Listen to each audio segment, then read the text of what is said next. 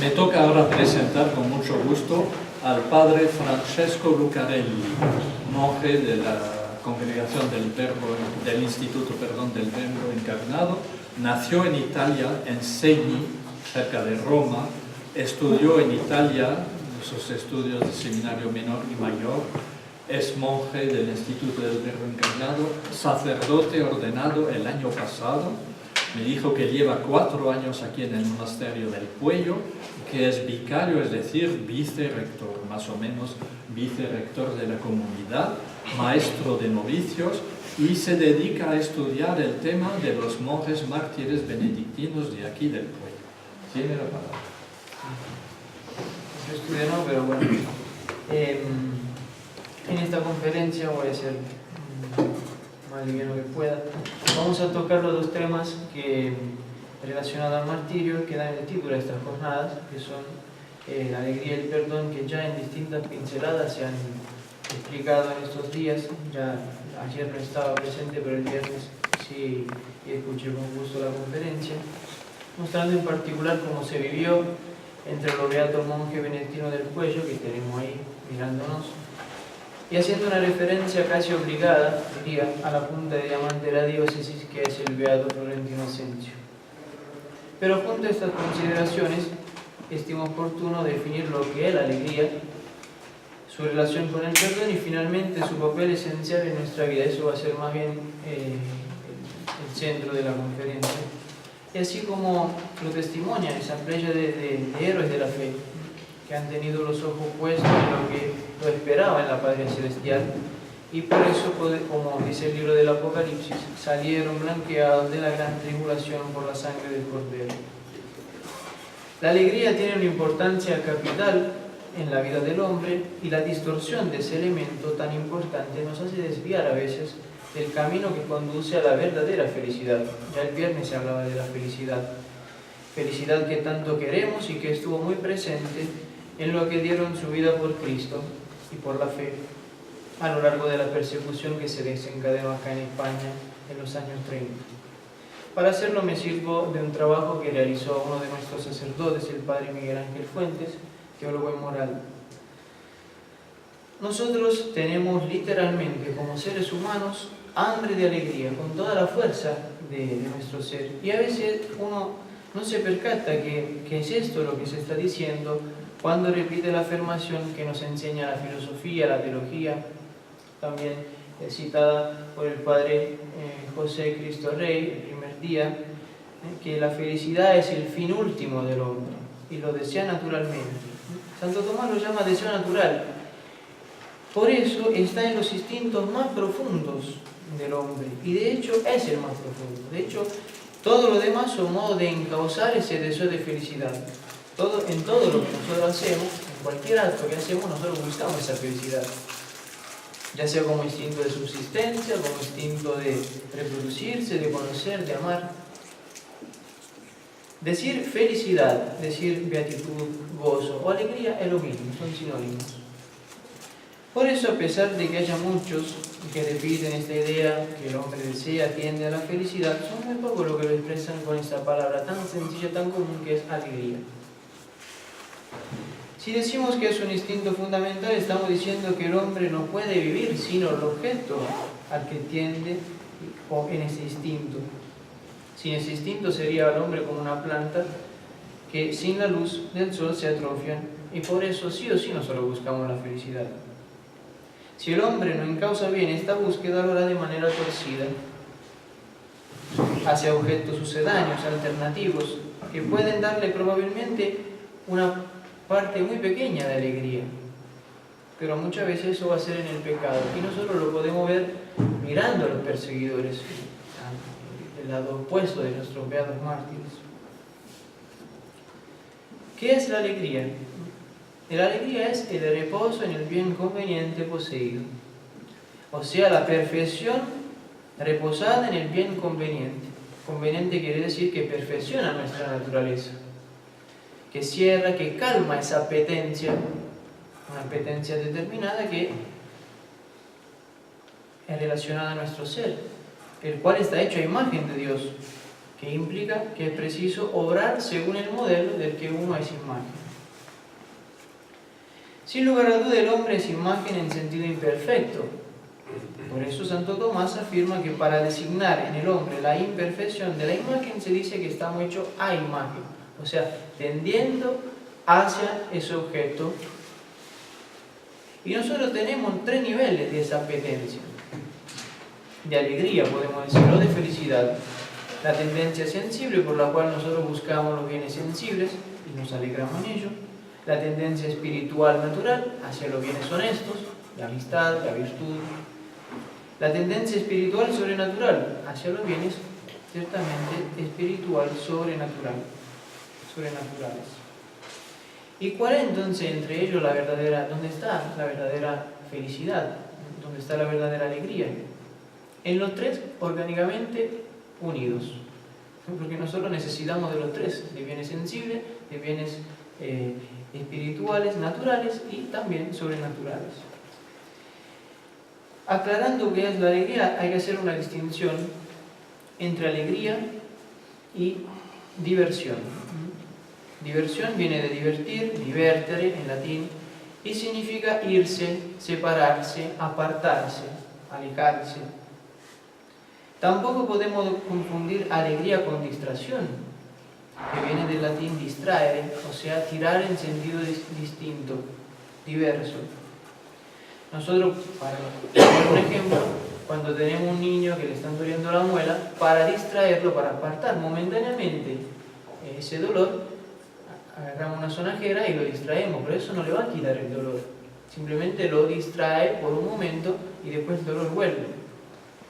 Alegría, en cambio, no consiste, y eso es importante, lo vemos en los mártires, en un alejarse, por ejemplo, del dolor, de la preocupación, de lo que causa ansiedad, sino consiste en un centrarse en, o mejor aún, en un reposar en.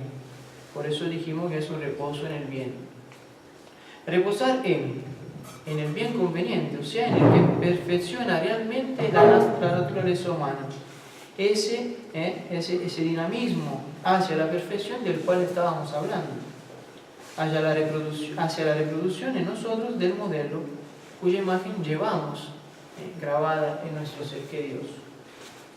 Es por eso que la alegría es fuente de fuerza, de intensidad, y eso lo veremos en los mártires, y perfecciona los actos humanos que son voluntarios y son libres, o sea, movidos por la voluntad, ilustrada por la inteligencia, las 2 potencias que nos distinguen de los animales. La falta de alegría, desde el punto de vista subjetivo, dice el padre Kentenich, proviene de la carencia de alma y de corazón afectivo. Vamos acercándonos a la idea que quiero presentar. Carecer de alma quiere decir no ser dueño de su propia alma, no ser dueño de sí mismo, no poseerse a sí mismo, no gozar de esa libertad filial, que es la libertad del acto humano, libertad de los hijos de Dios, que San Juan Pablo II define que se encuentra no en hacer lo que nos gusta, sino en tener el derecho de hacer lo que debemos. Interesante. Por más que nos cueste, ya que en plena consonancia con Jesucristo, el Divino Maestro, afirmamos que el reino de los cielos sufre violencia, y son los violentos los que lo conquistan. El cielo no es gratis. Gratuita fue la salvación, por cierto, la liberación de la esclavitud, para que tengamos nosotros la posibilidad voluntaria y libre de ascender al monte de la perfección a pesar de las dificultades que ellos padecieron, y gozar después de la fatiga en el reposo eterno, incoado ya desde ahora por medio de la gracia santificante.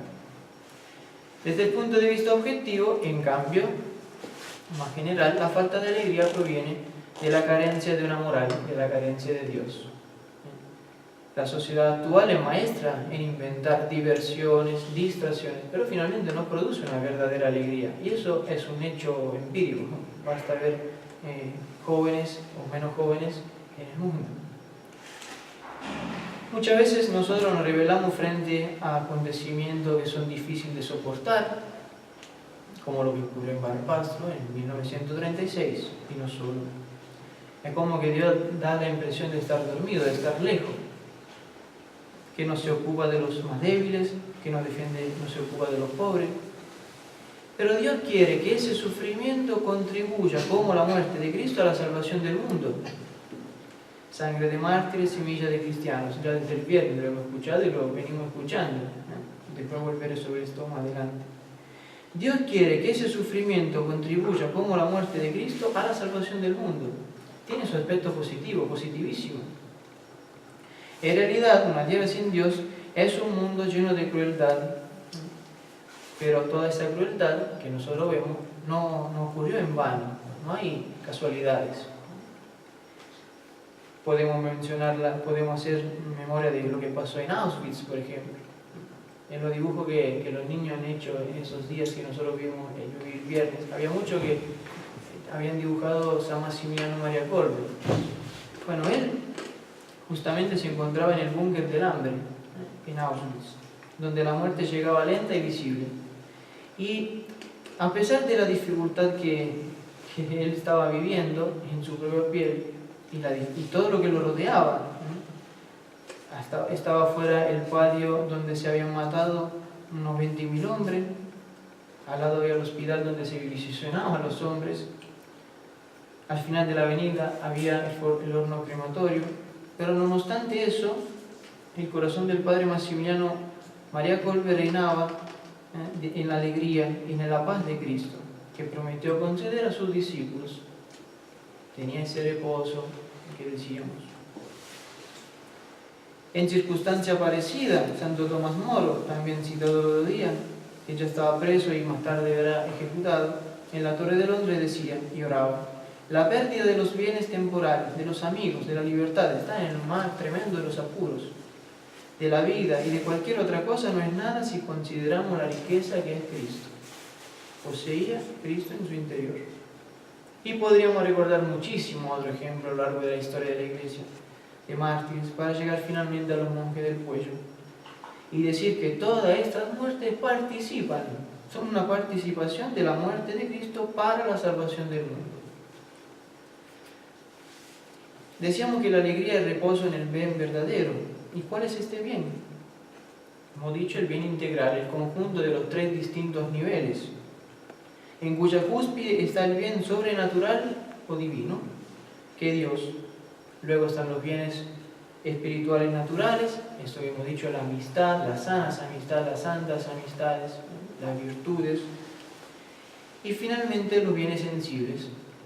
Necesitamos de todo, hemos dicho, de todos estos bienes. Lamentablemente, con la inversión de valores a la cual estamos acostumbrados, estos últimos son aquellos que se encuentran ahora en el vértice de la pirámide de valores. Y se perdió entonces de vista que los bienes principales son los bienes espirituales, tanto naturales como sobrenaturales. Cuando esto ocurre, sobre todo cuando Dios sale del centro de la búsqueda de nuestra alegría, de nuestra felicidad, el alma se torna como un ave con las alas quebradas, entonces no puede volar. Y como nuestro ser no puede existir sin la alegría, hemos dicho el deseo más fuerte que tenemos, si no la educamos y no encauzamos como corresponde esa alegría, terminaremos quebrando nuestra misma naturaleza y buscando alegrías innaturales, origen de muchos pecados, que después humillan profundamente a la persona y la sumergen en tristeza. Y eso lo vemos, como hemos ya citado, en la parte de los perseguidores. Del asesino del Beato Mauro, se dice que él, después de la noche del 27 de agosto, día en que lo mandó en la puerta del cementerio, jamás volvió a salir por la noche con ningún piquete. Eso lo relata el monje Gil, que escribe: iban a la muerte como una fiesta. Pues la última mirada del padre prior le atormentaba constantemente, llegando incluso a no poder conciliar el sueño. Llegó hasta repetir constantemente: mi crimen no tiene perdón. Y se va hasta la desesperación, al contrario de lo que nosotros tenemos que buscar como más esencial. La alegría humana verdadera que debe tener lugar en nuestra vida es una participación de la alegría divina, con su justo orden jerárquico de los distintos niveles. El padre Kentenich, interesante, señala 2 tipos de alegría. Dice, Tenemos la alegría dominical y la alegría cotidiana. Es verdad que en medio de la semana el domingo es un día especial, es el día del culto, pero siempre tenemos un día para vivir y también entonces tenemos que vivir esa alegría. Quizás no siempre será dominical, pero siempre tenemos que tener la alegría.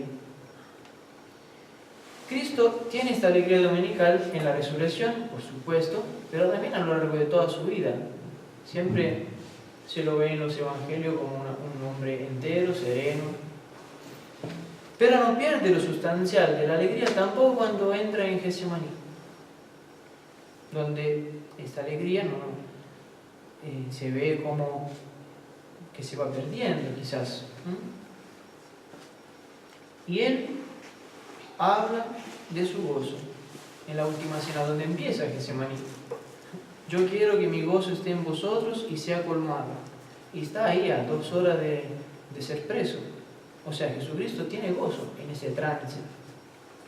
Y no es una persona que pasó de un estado de euforia finalmente a un estado de desesperación más completa, ¿no?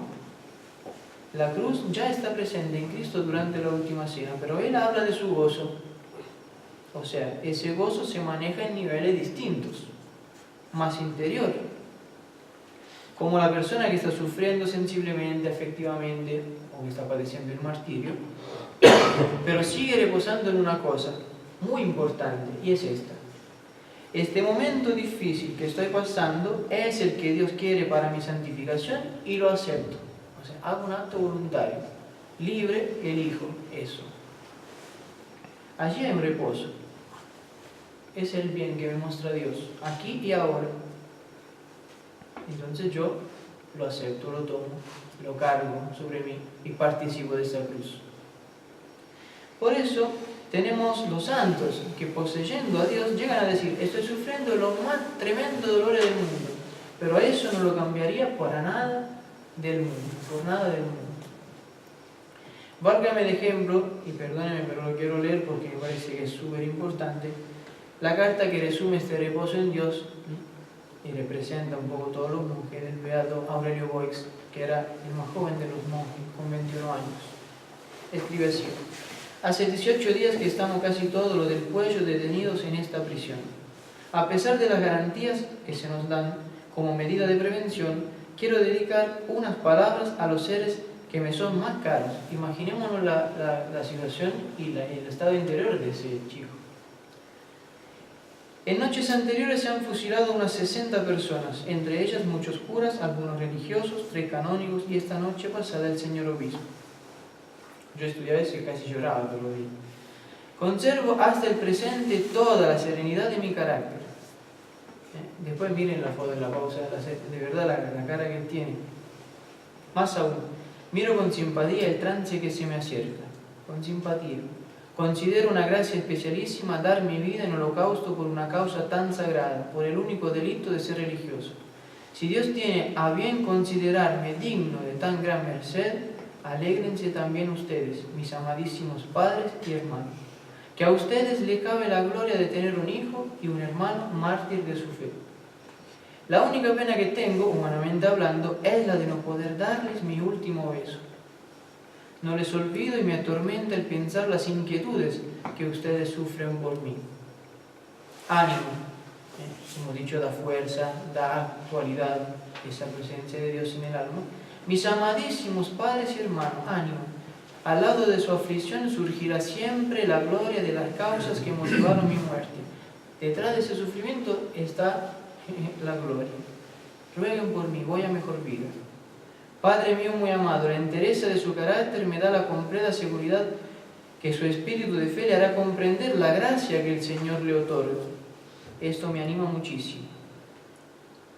Le doy el beso más fuerte que le he dado en mi vida. Adiós, Padre, hasta el cielo. Amén. Me decían que también hay muchísimos relatos de mártires que se despiden, cómo se despedían de su familia, y todos se despiden así hacia el cielo. Madre idolatrada, y se dirige finalmente a la madre. Yo me alegro solo al pensar la dignidad a que Dios quiere elevarla, haciendo la madre de un mártir. Esta es la mejor garantía de que los 2. Hemos de ser eternamente felices. Felicidad. Al recuerdo de mi muerte acompañar siempre esta gran idea, un hijo muerto pero mártir de la religión. Que Dios no puede imputarme más crimen que el que los hombres me imputan, ser discípulo de Cristo. Madre mía muy querida, adiós, adiós hasta la eternidad. Y termina diciendo, qué feliz soy. El mismo riposo en el bien con mayúscula, quería subrayarlo en el beato Florentino Ascencio, que ya en el colegio de los padres escolapios seguía animando, aceptando la voluntad de Dios. Reposaba también él en ese bien, tenía verdadera alegría. Y suplicaba perdón para sus perseguidores y para quienes tanto daño estaban haciendo, no solo a él, sino a la Iglesia, en sus personas y en sus bienes. El martirio de las imágenes, se podría hablar muchísimo sobre eso. Ya cuando se estaba pronto a la muerte, terriblemente torturado, mutilado, con gran entereza a sus verdugos que le decían, si es verdad lo que predicas, irá pronto al cielo. Y él le contestaba, sí, y ahí rezaré por vosotros. Perdón y ofrecimiento de su vida en favor del bien ajeno se desprende de las palabras que también dirigía a los que estaban presos con él, otros sacerdotes, otros religiosos. No lloréis, ya mutilado y para salir a la muerte, no lloréis, porque esta noche es muy grata para mí. Elevemos nuestra plegaria al Todopoderoso para que salve a España de nuestros enemigos. Alegría a la cual no se pueden comparar los más grandes tesoros de este mundo. Providencialmente hoy en el responsorio de la primera lectura de oficio, justamente se hablaba de esa sabiduría de Dios, la posesión de esa sabiduría de Dios vale más que las perlas, dice el libro de los Proverbios. Y cita Santiago diciendo la sabiduría que viene desde arriba, y eso lo vemos reflejado en ellos, es ante todo pura y además es amante de la paz, comprensiva, dócil. Cada una tiene un peso tremendo ahora pensando en eso, ¿no? Llena de misericordia y buenas obras. Bueno, eso es lo que animaba a don Florentino, y con él los que siguiendo la huella del pastor en toda la diócesis fueron conducidos a los pastos abundantes, en donde nos esperan a nosotros, son mártires, son testigos, para gozar de la bienaventurada dicha por años sin términos, como dice el Salmo 22. Unido, el beato Florentino, a la vid, permaneció en su amor, como ha dicho San Juan Pablo II en la homilía de la beatificación, ofreciendo su vida a imitación del Pastor Supremo, y elevado a la gloria de los altares, y esto es un honor para todo lo de Barbastro, dicho por un santo, sigue alentando con su ejemplo la fe de los fieles de esa amada diócesis aragonesa y vela por ella con su intercesión. A ejemplo del gran pastor entonces de las ovejas, repleto de la presencia de Dios en el íntimo de su ser, murió perdonando, no aceptando sencilla y llanamente lo que sucedió, o excusando el ofensor o agresor, en este caso los asesinos. Eso desvirtuaría lo que es el verdadero perdón, y acá una pincelada nada más sobre el perdón, haciendo pensar que perdonar significa conformarse con ser una víctima de una injusticia, permitiendo que estas situaciones continúen sin solución. No es simplemente un ser pasivo delante de la persecución.